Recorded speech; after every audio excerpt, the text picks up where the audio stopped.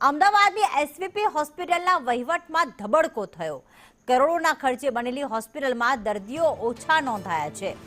LG અને શારદાબેન હોસ્પિટલમાં દર્દીઓનો ધસારો વધુ રહેતો હોય છે, જ્યારે એસવીપી હોસ્પિટલમાં જે 5 વર્ષના આંકડા સામે આવ્યા છે તેમાં ઓછા દર્દીઓ નોંધાઈ રહ્યા છે।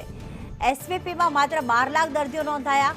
નબળા શાસનનો આ ઉત્તમ નમૂનો છે। ગરીબ દર્દીઓ માટે સુવિધાના નામે અહીંયા ગતકડું હોય તેવું સામે આવ્યું। એસવીપી હોસ્પિટલમાં દર્દીઓની સંખ્યાનું કારણ સામે આવ્યું, જેમાં સિક્યુરિટી સ્ટાફ અને વહીવટી અધિકારીઓનું વલણ એવું છે કે દર્દીઓ આવતા નથી। વહીવટી તંત્રની નિષ્કાળજી પણ સામે આવી।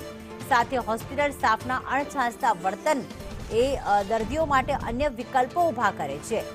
અન્ય વિકલ્પો દર્દીઓ પસંદ કરે છે તેવું ચિત્ર પણ સામે આવ્યું છે। જાન્યુઆરી 2026ના આંકડા સામે આવ્યા, જેમાં એલજી હોસ્પિટલમાં 76,825 દર્દીઓ આવ્યા। શારદાબેનમાં 30,526 અને એસવીપીમાં માત્ર 31,798 દર્દીઓ નોંધાયા છે।